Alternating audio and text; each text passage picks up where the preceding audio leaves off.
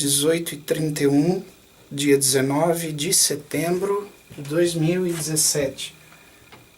Segunda etapa de gravação de Sermão do Demônio Mudo, do Padre Antônio Vieira. E estamos agora, a gente vai começar a parte 6, a parte 7, que é aqui no meu script, a página 9. Eu espero dar conta. Tá tudo certo? João, como é que tá a minha voz? Tá legal? É isso aí mesmo? João é o técnico que está me ajudando. Ok. Tô por ti, João. Vamos fazer um teste. Ok.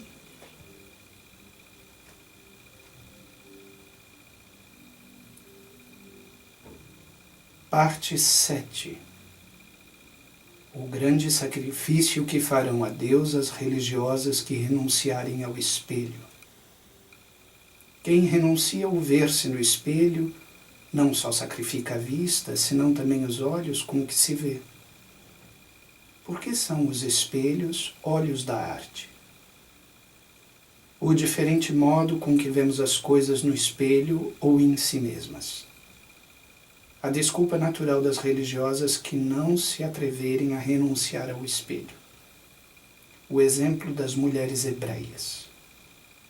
O bronze dos espelhos e a grande concha do purificatório sacerdotal da lei antiga. Por que não tem desculpa nem escusa alguma as religiosas que andam tão pregadas a seus espelhos? É isso, João? Recomeçando. 3, 2, 1. Parte 7. O grande sacrifício que farão a Deus as religiosas que renunciarem ao espelho. Quem renuncia ao ver-se no espelho, não só sacrifica a vista, senão também os olhos com que se vê. Por que são os espelhos olhos da arte? O diferente modo com que vemos as coisas no espelho ou em si mesmas. A desculpa natural das religiosas que se não atreverem a renunciar ao espelho. O exemplo das mulheres hebreias.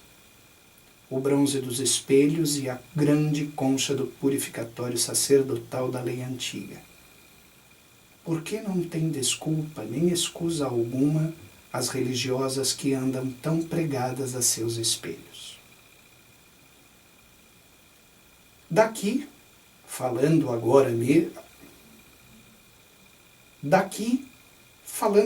conosco, parece se seguem duas consequências certas.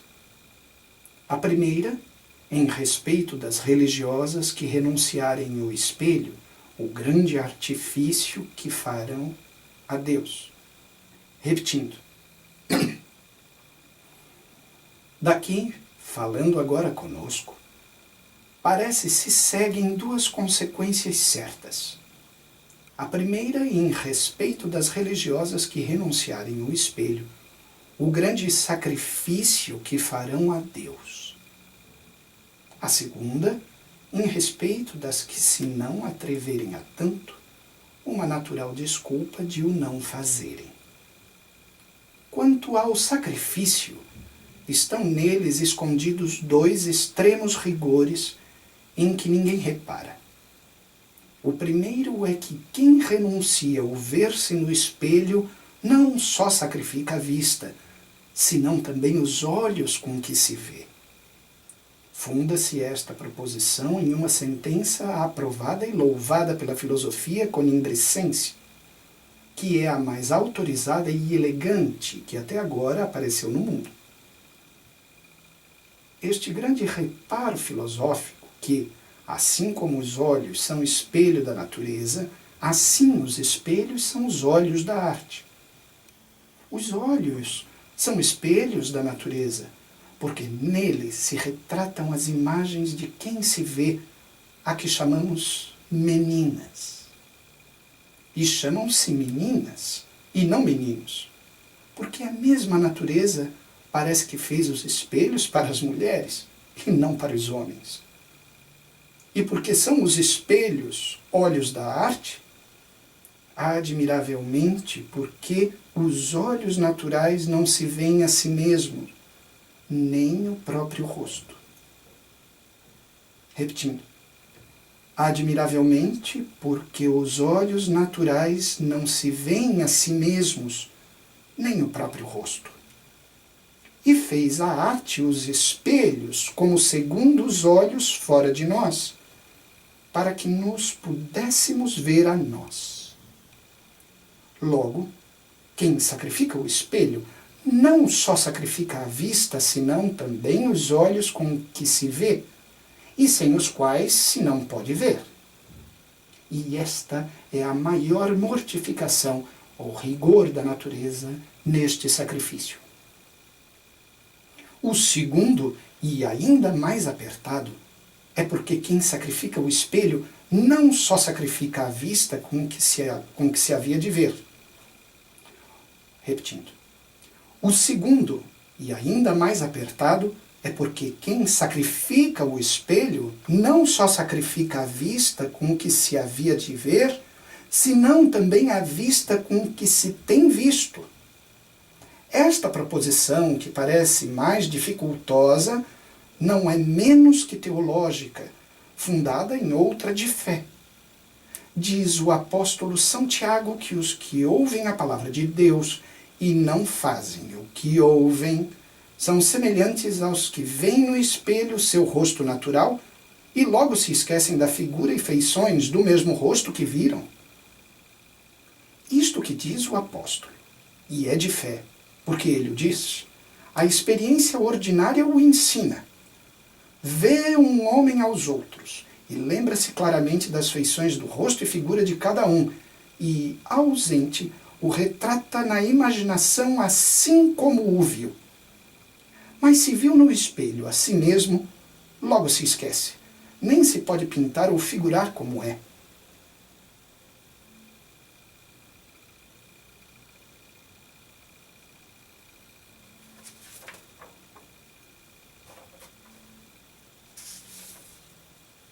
Pausa.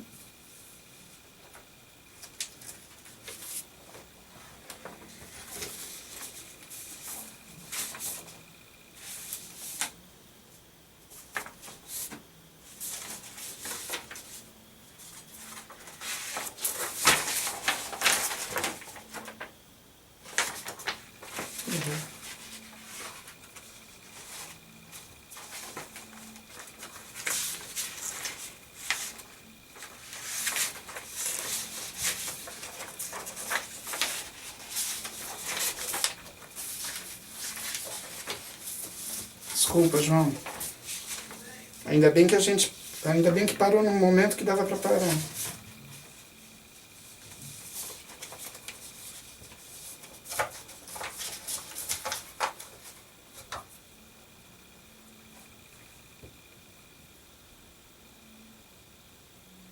Continuando. E de onde vem ou se causa esta diferença tão notável? Vem do diferente modo com que vemos as coisas no espelho ou em si mesmas. Em si mesmas, vemo-las por espécies diferentes, que são mais vivas e mais fortes. No espelho, vemo-las por espécies reflexas, que não têm aquela vida ou aquela viveza, nem aquela força. E a razão é porque o reflexo que as rebate no espelho as enfraquece de tal sorte que quando chegam à potência onde se formam as espécies memorativas por meio das quais nos lembramos, ou estas se não produzem, ou são tão tênues e quase mortas que se não pode servir delas a memória, e se segue naturalmente o esquecimento. Logo, quem sacrifica o espelho não só renuncia nele à vista futura, senão também à passada. A futura porque se não há de ver, pois não tem espelho. a passada, porque por falta do mesmo espelho, não pode renovar na memória nem suprir no esquecimento o retrato de quando se viu. Tanto renunciam e dão para sempre a Deus as religiosas de ânimo varonil, que por seu amor e reverência lhe sacrificam o espelho. E quanto à fraqueza das que se não animam nem atrevem a tanto, e a desculpa que parece tem natural de não degolarem para sempre em si mesmas à vista do próprio rosto, verdadeiramente, considerada a miséria dos nossos tempos e o desmaio e frieza a que tem decaído geralmente o valor e espírito da perfeição cristã, não só no estado secular, senão também no religioso, parecerá do mesmo modo que nos devemos contentar com esta moderação, posto que não sem dor. Mas, se nos pusermos fora dos nossos tempos e fora também das obrigações da cristandade, acharemos que a chamada desculpa natural, neste caso, é tão grande miséria, tão grande fraqueza, tão grande afronta de qualquer congregação religiosa, que nem dizer, nem ouvir, nem imaginar se pode, sem igual confusão, como agora demonstrarei com lastimosa evidência. Postos, pois, fora dos nossos tempos e fora da cristandade, recomeçando. Postos, pois, fora dos nossos tempos e fora... Recomeçando. Postos, pois, fora dos nossos tempos e fora da cristandade, antes de Salomão edificar o famosíssimo Templo de Jerusalém, fabricou Moisés outro templo, menor e portátil, chamado o Tabernáculo, em que no caminho da terra da promissão se faziam os sacrifícios e se ensaiavam as outras cerimônias, que depois se haviam de exercitar no templo. Repetindo novamente. Postos, pois, fora dos nossos tempos e fora da cristandade, antes de Salomão edificar o famosíssimo Templo de Jerusalém, fabricou Moisés outro templo menor e portátil, chamado o Tabernáculo, em que no caminho da terra da promissão se faziam os sacrifícios e se ensaiavam as outras cerimônias que depois se haviam de exercitar no templo. E sendo uma das peças notáveis deste tabernáculo um tanque, ou lavatório grande, para uso e purificação dos sacerdotes antes de entrarem a sacrificar, diz o texto sagrado que este lavatório era fundido de bronze, e que este bronze era dos espelhos das mulheres que de dia e de noite serviam, oravam e vigiavam no tabernáculo. Não faça dúvida ser o bronze dos espelhos, porque os espelhos ordinários daquele tempo eram de bronze, como tinham sido os primeiros de estanho e depois se fizeram também de prata e ouro, guarnecidos de pedraria. Pelo que disse Sêneca que um desses espelhos valia mais que o dote com que o Senado dotara as filhas de Cipião africano, sendo aquele grande triunfador de Cartago tão pobre que não teve com quem as dotar. Tão pobre que não teve com que as dotar, mas por isso mesmo digno, como diz o mesmo Sêneca, de que tivesse por sogro o Senado romano. De maneira, tornando aos espelhos de bronze, que, assim como Arão, do ouro das arrecadas das mulheres, tinha fundido o ídolo do bezerro, assim Moisés, do bronze dos espelhos, também das mulheres, fundiu a grande concha do purificatório sacerdotal. Recomeçando. De maneira, tornando aos espelhos de bronze, que, assim como Arão, do ouro das arrecadas das mulheres, tinha fundido o ídolo do bezerro, assim Moisés, do bronze dos espelhos, também das mulheres, fundiu a grande concha do purificatório sacerdotal, com uma diferença porém muito notável. Que as arrecadas foram trazidas por mandado de Arão, arrancando-as os homens das orelhas de suas mulheres e filhas. E os espelhos, sem mandado de Moisés ou outra autoridade superior, espontânea e voluntariamente, por pura e mera devoção das mulheres, foram oferecidos a Deus e dedicados ao serviço e uso do tabernáculo. Assim o observou e pondera elegantemente Filo o hebreu, das quais palavras se colhe quão aceita fosse a Deus e quão grata aos olhos divinos aquela oferta, assim, por serem os espelhos e o cuidado e cultura da gentileza, a coisa que mais estimam e de que mais se prezam as mulheres, como pela vontade e prontidão de ânimo e pela alegria justamente chamada admirável, com que foram oferecidos, e, sobretudo, sem que alguém a isso obrigasse aquelas devotas mulheres. Repetindo. E, sobretudo, sem que alguém a isso obrigasse aquelas devotas mulheres. Que é o que Deus mais estima, mais preza e mais ama no que se lhe oferece, como diz São Paulo. Provado assim o muito que agrada a Deus a renúncia e sacrifício dos espelhos, que é a primeira parte da nossa proposta, segue-se a segunda que prometi de mostrar de não terem desculpa nem escusa as religiosas. Repetindo. Aproveitando aqui.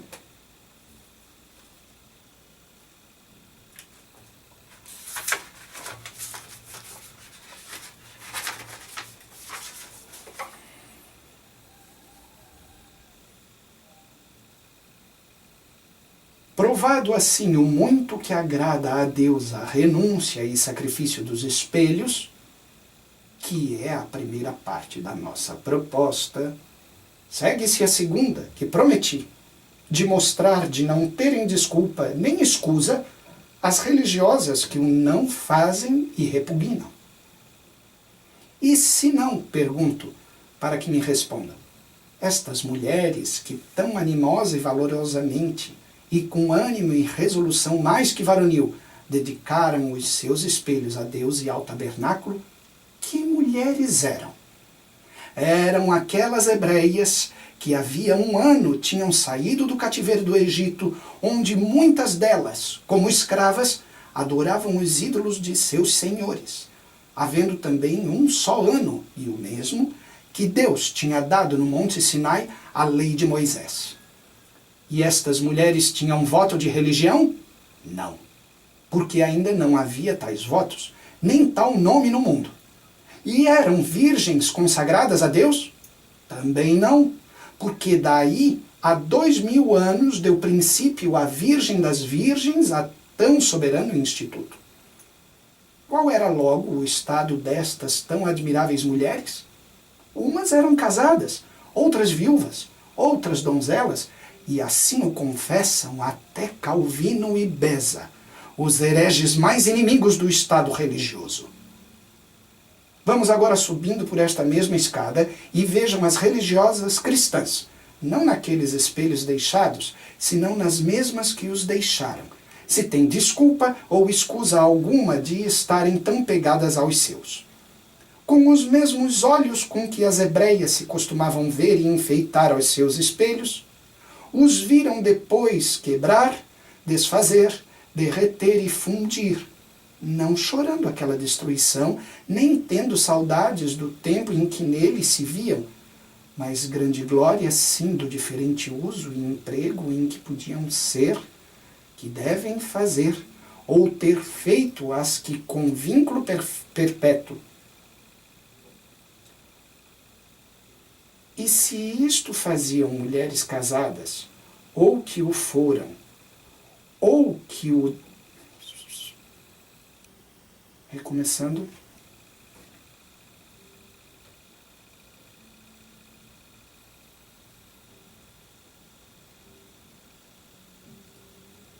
Com os mesmos olhos com que as hebreias se costumavam ver e enfeitar aos seus espelhos, os viram depois quebrar, desfazer, derreter, retomando. Com os mesmos olhos com que as hebreias se costumavam ver e enfeitar aos seus espelhos, os viram depois quebrar, desfazer, derreter e fundir, não chorando aquela destruição, nem tendo saudades do tempo em que neles se viam, mas grande glória sim do diferente uso e emprego em que os viram trocados. E se isto faziam mulheres casadas, ou que o foram, ou que o podiam ser, que devem fazer ou ter feito as que com vínculo perpétuo e indissolúvel se desposaram com o filho de um Pai eterno. Se este consentimento comum e ímpeto fervoroso de espírito ardia nos corações das filhas de Israel, sucessoras de Raquel e Lia, qual era bem que se venerasse nas filhas dos Basílios, Bentos e Agostinhos, e muito particularmente nas de São Bernardo, sucessoras das Umbelinas, das Leogardes, das Edvígias e de tantas outras. Se aquele zelo e devoção se admirava na sinagoga e lei de Moisés, quanto se deve estranhar, não só a falta dele, mas o contrário, nas recoletas da Igreja Católica? Se aquele zelo e devoção se admirava na sinagoga e lei de Moisés, quanto se deve estranhar, não só a falta dele, mas o contrário, nas recoletas da Igreja Católica e lei de Cristo?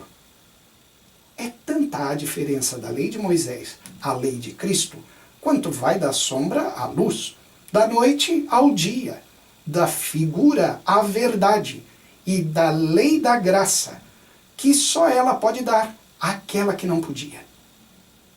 E se tanta fé e lealdade guardavam a Deus as que havia um só ano que o conheciam, as que antes de terem entendimento receberam a fé do mesmo Deus no batismo, e antes de ter língua prometeram nele que renunciavam ao demônio e a todas as suas pompas, por que há de poder tanto com elas o mesmo demônio, também mudo e sem língua, que na idade capaz de arrependimento lhe tornem a dedicar as pompas renunciadas, e não ocultamente, senão nos olhos do mundo e na própria cara, sem lhe fazerem as faces vermelhas de pejo e confusão, senão de outra cor?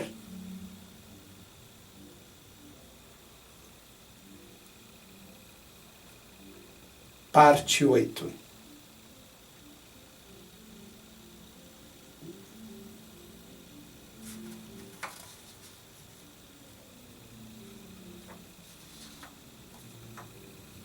Parte 8. Os obséquios das mulheres egípcias à deusa Ísis. De que mais se prezavam os olhos da esposa santa dos cânticos, figura profética das que na lei da graça haviam de ser esposas de Cristo. Que quis significar a esposa quando diz que seus olhos, como pombas em cima dos rios de água, não se lavavam em água, senão em leite? Mas, passando do tempo das hebreias, que tinham fé, as gentias e idólatras, sem conhecimento do Deus verdadeiro, no Egito, assim como era venerado por Deus Osíris, que tinha sido o seu rei, assim Ísis, que fora sua mulher, era venerada por deusa.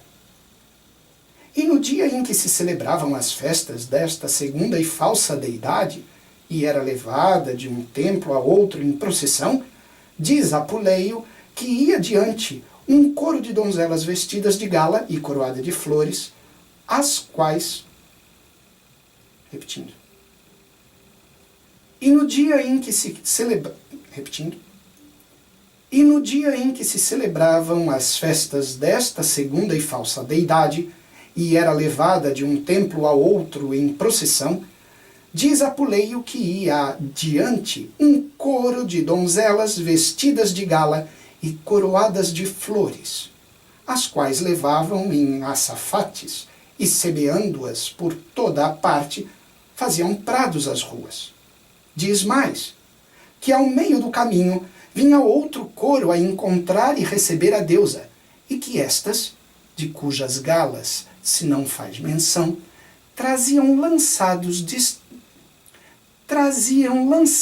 de trás das costas os espelhos, e os mesmos espelhos voltados do avesso, com que nem elas nem outrem se podia ver neles. Isto posto, recomeçando, isto posto, sabida coisa é vulgarmente que os egípcios, como primeiros inventores das ciências, sempre significavam mais do que diziam, e todas suas ações eram mistérios. Que mistério tinha logo o primeiro coro das donzelas alcatifando as ruas de flores, e o segundo, trazendo os espelhos de trás das costas? É certo que umas e outras se queriam mostrar devotas e obsequiosas à deusa. Mas esta devoção e obséquio atribui o mesmo autor mais principal e declaradamente às segundas que às primeiras? Saibamos agora. E porque era maior obséquio o dos espelhos voltados e lançados de trás das costas que o das flores semeadas pelas ruas por onde a deusa havia de passar? Porque nas flores significavam as primeiras donzelas que cada uma consagrava. Repetindo. Porque nas flores significavam as primeiras donzelas que cada uma consagrava à deusa a flor de suas idades. E nos espelhos significavam as segundas que sacrificavam à mesma deusa o que aquela idade mais preza e mais estima, que é o ver-se ao espelho. De sorte que, competindo as donzelas egípcias, as quais se haviam de mostrar mais obsequiosas à divindade que adoravam, a juízo dos sábios instituidores daquela pública solenidade, maior era o obséquio e sacrifício das que se condenavam a não se ver mais ao espelho por amor e reverência dela, que as que vestidas de festa, lhe ofereciam e punham aos pés a flor de sua idade. Em umas e outras se representavam com propriedade grande as religiosas cristãs. Nas primeiras, as que, entrando noviças na religião, consagram a Deus a primavera dos anos e flor da idade. Nas segundas, as que, professas e antigas no mesmo instituto e provectas na virtude e no juízo, lhe sacrificam a perpétua e voluntária cegueira do objeto mais amável e mais amado, não se querendo ver ao espelho, nem vê-lo, que por isso as mais discretas os levavam de trás das costas.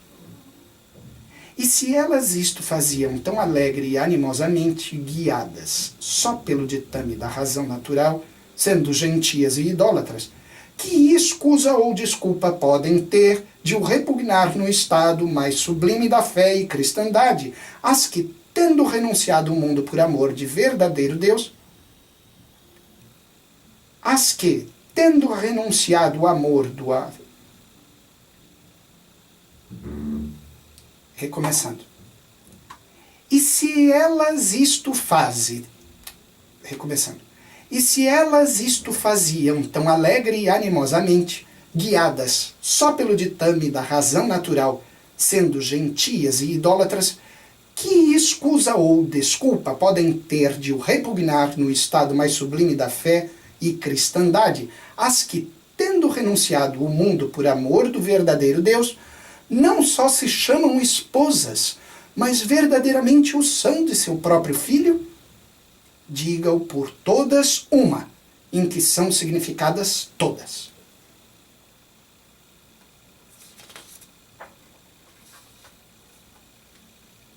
Nos Cânticos de Salomão, a que ali se chama esposa santa, era uma figura profética das que depois, na lei da graça, haviam de ser esposas de Cristo.